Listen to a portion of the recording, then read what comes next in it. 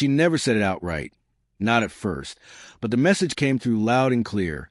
I was nothing to her. At the beginning, I tried to convince myself I was overthinking things. Maybe I was reading too much into the silences, the short replies, the way her eyes never really met mine anymore.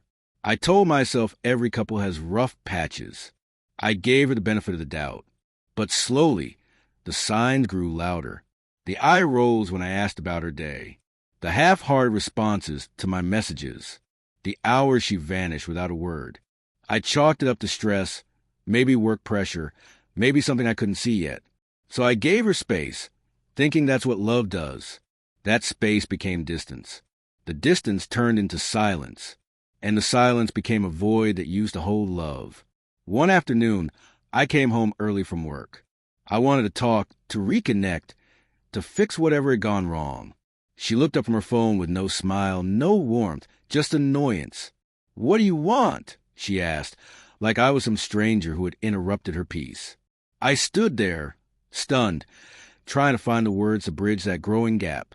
Before I could speak, she added, "You're nothing to me anymore. Just stop pretending this means anything." Those words destroyed something in me. It wasn't just the pain, it was the clarity. I had spent years giving my all to someone who had quietly stopped caring. I thought I might plead, ask for another chance, beg her to remember who we were. But instead, something broke. I stopped trying. No more text to check in. No more late-night talks trying to fix what couldn't be fixed. I withdrew. At first, the silence inside me hurt more than hers ever had. The nights were hollow, the days longer. But slowly, something new crept in. Peace. I found myself again. I started doing things I'd let go of. I saw friends I hadn't spoken to in years. I started going to the gym again, not for her, but for me. People noticed the change. They asked if I was okay. I wasn't, not completely, but I was healing. Quietly, steadily. And then one evening, weeks later, she came to me, not with an apology, not with tears, but with a strange mix of regret and uncertainty. She said she missed me, missed what we had. She wanted to try again. But by then, I had grown in ways she hadn't seen. I had learned that love shouldn't feel like begging for attention. It should feel like being valued, like being chosen, every day. I looked at her and said the truth. I'm not the same person anymore, and I'm not sure I want to be.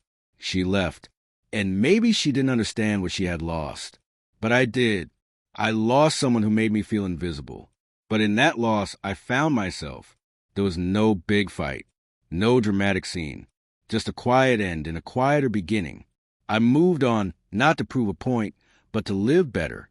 I stopped being nothing to someone else and became something to myself. If there's anything to take from this, it's this. No one gets to decide your worth but you, not the person who leaves you on read, not the one who makes you feel small. Your value is defined by who you are when nobody's watching. And if someone makes you feel like nothing, walk away. Let them go.